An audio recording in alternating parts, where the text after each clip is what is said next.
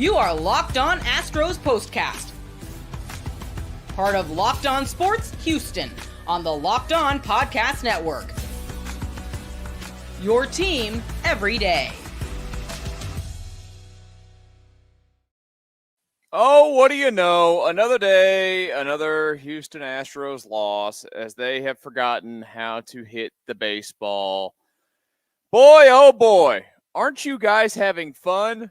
I know I am. What a great time. The Astros close off a 10-game homestand by going 5-5. And I'm watching the Mariners and Phillies game at this moment, and they're flashing the Astros score across the screen, and they're probably celebrating about it. And they're showing the standings right now as the Astros are a game and a half back of the Mariners, who, by the way, as at the moment, as we start this show, are losing. But that does not matter because the Astros crap the bed in the last two series of this 10-game homestand against the Pirates and against the Tampa Bay Rays. Welcome to the show, by the way. Thank you for stopping by this Sunday afternoon. We have nothing but bad. I shouldn't say that. Excuse me. We don't have only bad things to talk about because Spencer Arrighetti was phenomenal today, and we will talk about that. And the pitching doing its job today. But the problem, of course, being that the Astros can't figure out how to hit a baseball. Today's episode, by the way, of the Locked On Astros Postcast is brought to you by PrizePicks, the easiest and most exciting way to play daily fantasy sports. Go to prizepicks.com/LockedOnMLB and use code all lowercase, LockedOnMLB for a first deposit match up to $100. Sorry, excuse me. I just ate watermelon before this because I needed a pick-me-up. You know, I'm trying to, do something to make myself feel better because I've watched the Astros for the last couple of nights and overall in this homestand, a homestand that started off with so much promise. And it since then was just not good. I mean, they went, 2-4 the rest of the homestand after starting. Yeah, right? No, whatever. They crapped the bed. They didn't play good baseball. Simple as that. And they have forgotten how to hit the baseball consistently. Up and down the line. I mean, they had 3 singles today. 3. They had the bases loaded once, and that was about it. They struck out 12 times. They had 3 walks. Jose Altuve's forgotten how to hit. He hadn't hit a home run in like 120 at-bats. Alex Bregman has gone completely back in the tank. Jordan's still getting hits, but they're not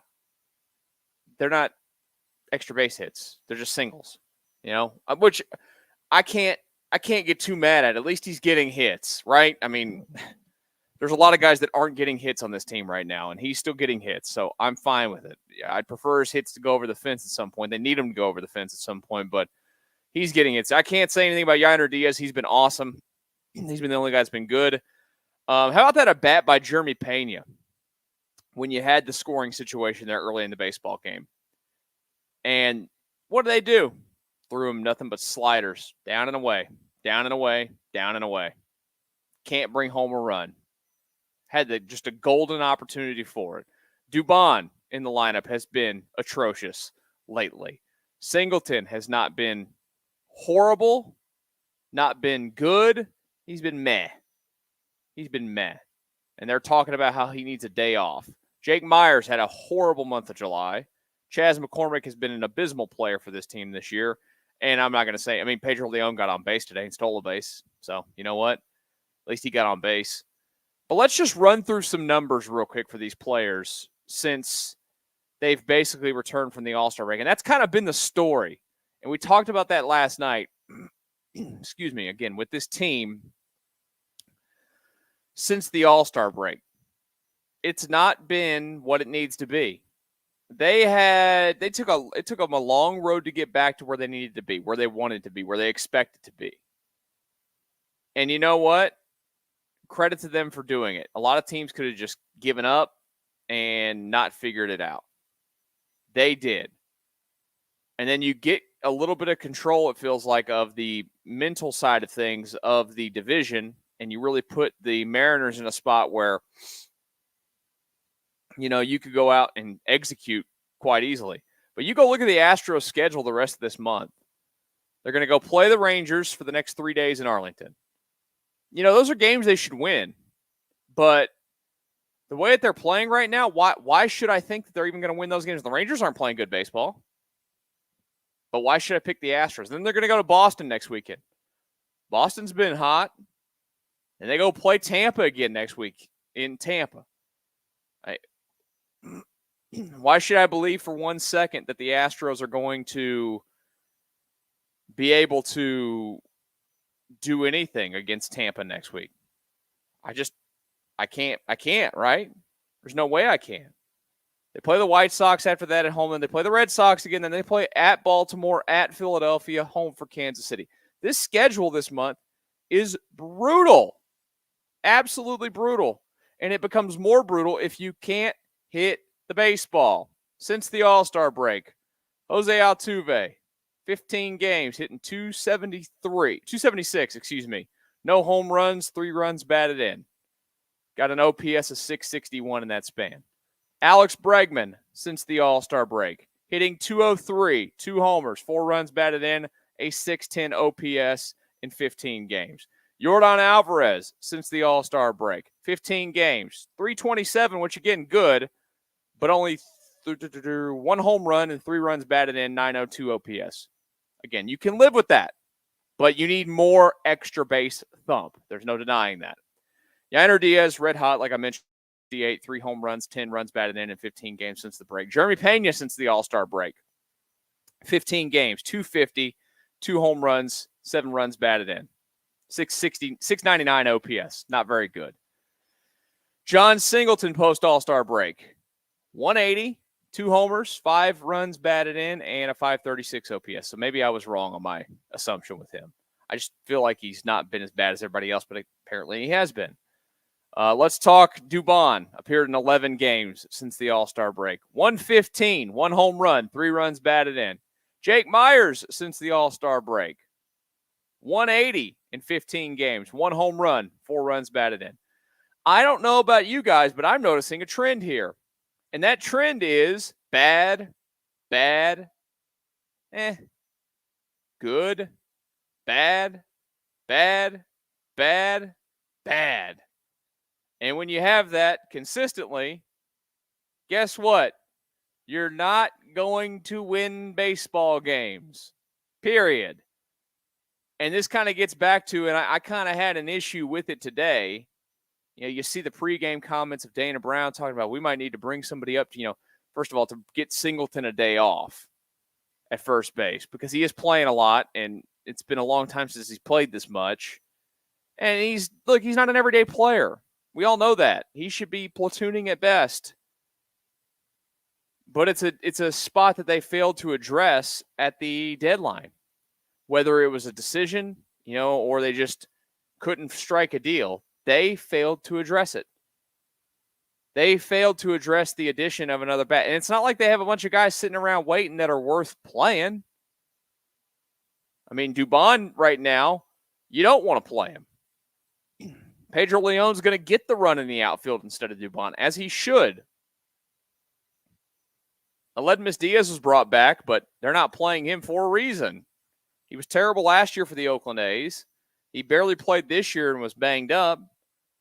He's just a better player to have that's more experienced and capable at the big league level in his career than what Gray Kessinger was. He's not going to get at bats. Their 2 catchers are honestly, they almost need to find a way to have both of those guys in the lineup every day. They've almost pushed themselves to where Yordan needs to play left field. Yainer needs to DH, and Caratini needs to catch. But then you got to bring up another catcher. You got to bring back Salazar because you can't just leave yourself exposed every day and the potential of losing your DH every day when you need to make changes late in the game, whatever it might be. It's a tough spot. For a team that raw numbers this season, you can just go look at them offensively. They are coming into today. These numbers will not have updated yet. They won't be updated until tomorrow. But coming into today, their American League ranks as a team. 2nd batting average. 8th in home runs, not very good. At 15 teams, They've not hit with enough thump this year, but they're 4th in on base for a team that does not walk a lot, actually. 5th in slug, 5th in OPS. It's top 5 offense in the American League. That can win you a division. But it's the up and down, and it's always going to be up and down. It's never going to be perfect. It's never going to get up here and stay up here. They're hitters. And it's like the plague sometimes. When it hits a team, it goes across the locker room. And it's going across the locker room right now. They ain't got it. And I think the one trend of this season, we've heard Alex Bregman mention it this year, that has bugged me the most. And I'm good with aggressiveness. I don't mind playing aggressive baseball by any means. I think it's knowing when to tone down your aggressiveness. I think this team at times is too aggressive at the plate. At times they don't let the pitcher make the pitcher work. But that's where it's a double-edged sword to me, because if the best pitch you're going to get sometimes is the first pitch, then, well, you got to take a hack at it. There's nothing wrong with that. But they don't walk anymore. They don't create opportunities a lot like they used to. That was one of the things, like, you could always fall back on their issues when it came to runners in scoring position and men left on base throughout the years. A lot of that always stemmed back to the fact that they created so many opportunities because they had guys left and right that would draw walks. Now, I mean, look at the lineup today. Let's just run through it again real quick. Altuve this season, he drew a walk to start the game, but there's a reason why for a 302 hitter with 14 home runs, there's a reason why his OPS is 795. He's not walking anymore like he used to. And he strikes out like crazy. He's getting later in his career. I think we're seeing a change in player. I do. It's not the same. It's not bad. His overall numbers this season are good. But this is a guy that was a 915, 920 OPS each of the last 2 years. It's at 795 this year. He's got 30 walks this season, where, most years, basically since 2016, he's been 50 plus virtually every year that he plays a full year. He's been almost a 60 plus walk guy every single year. And he is now, today is August the what? The 4th? Jose Altuve on August the 4th is one strikeout away from tying his career high of 91 in 2021. He's going to strike out 120 times this year, maybe. It's the truth. That's not like him. He's never done that. Ever. Bregman, a guy that used to, even when he was bad, would always find his way on base. He doesn't do that anymore. Look at his last 7 games alone. A 172 on base percentage. Look at his last 15. A 254 on base percentage. Over his last 30, he's only a 300 on base percentage. He's a 308 this year. He is a career 367 on base guy. 308 this year. He's always struck out almost every year less than he's walked. This year, it's a complete opposite. 33 walks, 61 strikeouts. It's crazy. The numbers are there. They're just a different offense. They just don't put the pressure on the other team based off what they do. You know that Yiner's never going to walk a lot. Jordan's still drawing his walks. You don't have a 383 on base without drawing your walks. Yiner's never going to walk. He's just going to be a guy that hits. Pena's on-base percentage this year is 314. It's down from last year, which was 324. It needs to be higher. We all know that. Singleton will draw walks, but he's not doing that much. Dubon, he's okay. Jake Meyer's never going to draw. So, they just don't get on base like they used to. It's frustrating for me, and I know it's frustrating for you guys to watch that every single day. Let's talk about Spencer Arrighetti. Let's shine a little bit of little bit of light on the positive out of the day today, and we'll do that next during the Locked On Astros Postcast. Tell you guys about it all the time, and I'm going to tell you about it again. I'm going to tell you about Liquid IV. Summer's here. It means you're not hydrated all the time because it's hot outside. It is hot again today. And get hydrated with the perfect drink this summer. That is Liquid IV. It's pretty simple. It's just tear, pour, live more. 1 stick plus 16 ounces of water. hydrates better than water alone. I tell you this because I do drink Liquid IV. I had mine earlier today. I usually have one a day at least. If I'm outside a bunch like I was a couple of days ago doing all the yard work, I have two.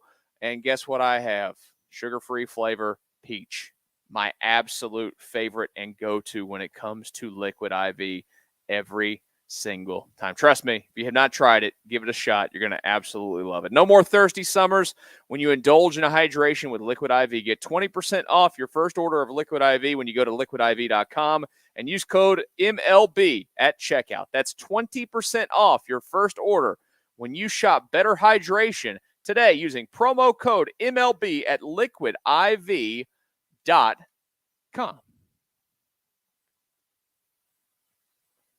Locked On Astros Postcast on a Sunday after the Astros get shut out 1-0. Bad. Thank you guys for stopping by and saying hello. If you are new to the channel today, we would appreciate it if you would have take your finger that you're on your mouse or on your phone and hit the subscribe button. I don't know where we're at. We keep growing together, and I do appreciate you guys. We're creeping towards 1,600 subscribers. You want to help us get there? Come on now with it. Let's go. We can keep going on this journey together. We'll do this again this week, which, by the way, real quick for the scheduling notes this week, we got a busy week here on this channel. Now, the Astros Monday, Tuesday, Wednesday, Thursday, they will be off. Wednesday will be an afternoon game. I'm just going to go ahead and give you a heads up for Wednesday's game. Possibly might be about an hour after the game instead of right when the game ends. We'll see. It just depends on how quick the game goes. If it's a fast game, I would go ahead and tell you it's probably going to be about an hour after the game because I need to get back here to the house. I will be watching, though. Trust me. No matter what, I'm watching the game. But I just got to get back here to the house to do the show. And then Thursday off. Friday, they're back in action. They're going to be East Coasting it for a minute. So that will be a little bit earlier nights with these shows coming up here in the next few days when they get out on that East Coast. And then, of course, they will come back home late next week, but Boston this weekend. And then this weekend, we will, of course, on this channel have the Houston Texans once again for their second preseason football game. Or, excuse me, that's on Friday night. So the plan for Friday night is this. Both teams are playing at the same time. Now, I'm a person that is capable of watching two things at once. I'm a good multitasker. I always have been. I don't know if you can tell when I've got this show going on, but I've got 4 screens in front of me, and I'm usually doing something. Either looking for stats, got the Phillies and Mariners game up, keeping an eye on that, whatever it might be. So Friday night, both teams play at the same time in Boston. The plan is to do both. Whichever game finishes first, which I would assume it'll probably be the baseball game, we'll do the baseball game postcast first, and then we'll do the football game postcast right after that. So, bang, bang, join us twice. Double the pleasure Friday night when you're watching on the Locked On Astros postcast and Locked On Texans postcast. Spencer Arrighetti today, very good. And you hate it for Arrighetti. He was a tough luck loser. I mean, just absolutely brutal for him to go lose that baseball game today. You know, he pitched his butt off, and the Astros could not reward him. And again, it's why watching them offensively becomes so frustrating because Arrighetti's a guy that is trying to find his way. It's been a tough go for him overall on what is happening at the plate. Like, he's just not been able to, piece it together all the time. And there's days where he goes out there and he just cannot locate the zone or whatever. And it looked for a brief second like maybe you could have one of those days there, but then he found it. And he pulled off the most strikeouts an Astros pitcher has had in a game this season. 12 today for Spencer Arrighetti. 1 run, the 5 hits, just 2 walks, which is a huge thing to me. He's lowered that ERA down to 5.33, but he picks up his 10th loss of the season now, 4-10, and it didn't deserve to lose. Bullpen behind him did their job as well today. King and Dubin. I know that Dubin got into a little bit of a jam there. Kind of got bailed out by, defense being alert, being aware, making the play on a spot where you could absolutely go out and get a double play, and they did that. So Pitching, bravo. If you have not heard the latest on the pitching front, we'll give you a little bit of that news before we preview the Rangers series here in a brief moment on the Locked On Astros Postcast. Well, why don't you make watching these games, especially when they're, not playing good baseball, the Astros, a little bit more fun with America's #1 daily fantasy sports app with over 5 million active members. That is PrizePicks. PrizePicks is the easiest and most exciting way to play daily fantasy sports. Unlike any other apps on PrizePicks, it's just you against the numbers. I play it. I have a lot of fun with it. I didn't have any action today, but guess what? Tomorrow's a new day. And PrizePicks, well, it'll be there waiting for me. When I have the time to sit down and get my lineups together, it's exactly what I'm going to do. And you could get in on the excitement this summer with PrizePicks, where you could turn $10 into $1,000 while watching Team USA rack up the gold medals this summer. You can pick, or you can make a PrizePicks lineup of players across basketball, soccer, tennis, and more. You could have done golf, but golf is over now. In as little as 60 seconds, just pick more or less on 2 to 6 player stat projections, and you're locked in. If you're looking for promotions, PrizePicks has you covered there every single week. From lowering select player stat projections on Tuesdays to help your lineup hit, or getting your entry fees back if you have a losing lineup on Fridays. Download the PrizePicks app today. Use code LOCKEDONMLB for a first deposit match up to $100. That's code LOCKEDONMLB on PrizePicks for a deposit match up to $100. Pick more, pick less. It's that easy. So something's got to give with the Houston Astros, because they are playing bad baseball as they get shut out today against the Tampa Bay Rays, and you have found the Locked On Astros Postcast. Thank you again for joining us today. Hit that subscribe button if you're new to the channel. We're here with you after every single game. And today the Astros, well, you would have thought we're going to be able to do a little bit of something up there, but they were not able to do that. The pitching did its thing. And speaking of the pitching, if you missed the Nuggets before the game, yesterday they did say that Luis Garcia felt better when he returned to the ballpark with the elbow soreness, and hopefully, at some point he can actually go out and do his rehab assignment. Joe Espada today acknowledged what we all knew what was going to happen. Lance McCullers is not going to pitch in 2024. He didn't definitively say for sure, but it's more likely than not. He's not pitching this year. We've all known that. I'm going to be honest with you. I don't think he ever pitches again. I really don't, based off the way that his arm continues to go. And he's such a hot button issue, and it's because of the contract, right? It's a terrible contract. And they got barely any starts out of it at all. I mean, he hadn't pitched for this team since the postseason of 2022, and he still got 2 years of money to collect. It's a terrible contract. And if you guys, if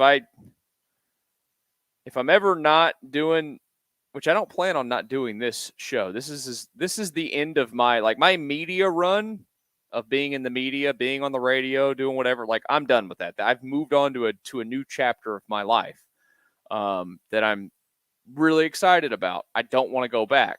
I was already burnt out on it, to be honest with you, at the end anyways. This is the perfect way for me to stay involved. I can go do my other things. I do this at the end of the day, and it's keeps me genuinely enjoy sports. I always have. I mean, played it my entire life, and you guys know how much I love baseball. But if I could ever tell you the story of how that Lance McCullers contract went down, oh, it is a doozy. It is an absolute doozy how that thing got done. And it kind of gives you a sneak peek into how the world of negotiation sometimes goes in professional sports. It's crazy. I'm telling you, it's absolutely crazy. One day, if I'm ever out of this, and I'll put it on my own YouTube page or something. The Astros, though, did get the news that he's done. It is what it is. I'm not going to get too hot and bothered about it. He stinks. I shouldn't say he stinks. When he pitches, he's good, but he's just never going to be that guy again. And when he comes back, I doubt that they even give him a run as a starter anymore. I don't think he can, but I don't know. I mean, I really don't know. Justin Verlander pitched a simulated game today ahead of the game. All the reports came out good. He said he felt good. He thinks he's good to go for his rehab assignment. go pitch a couple of games, and then back to the team. And they need him because they have a schedule that they've got this Thursday off, and the following week they have a Thursday off. And then they play from the 16th of August. Their next day off will not come until the 3rd of September. That is a long period of time. And they would like to go to a 6-man rotation. So they need to hopefully get Verlander back. If he goes out and, let's say, makes a rehab start, he's probably into this upcoming week, next weekend for whoever, and then makes one more middle of the week, end of the week after that, they can probably get him back early on in that stretch of games. I say early on, but maybe 7-8 games into that stretch of time where they, want to use a 6-man rotation. So we'll see. We'll see what happens there. Playing the Rangers coming up in a couple of days. I'm sitting here watching the Mariners and the Phillies, by the way. They're still 1-0 Phillies. We'll see if they hold on. Rangers are going to be losers again today. They are down 7-2 in the 8th inning. Still important to go and knock them down a little bit. A team that's not playing good baseball that is still behind you in the standings and isn't all that terribly far because the Astros are only 57-54. They're barely above 500 baseball. It's incredible to have a winning team. It doesn't really feel like a winning team because it's just just again, I'm telling you, it's just weird. Everything about it's just weird. But they really, really, really need to go play good baseball. They're going to have Hunter Brown tomorrow against Andrew Heaney. They can't get their bats right against a guy that they've crushed many times before. I don't know what they're doing. 7:05 tomorrow night, 7:05 on Tuesday. It'll be Fromber versus TBD for the Rangers. And the Rangers still have not announced a starter for Wednesday either.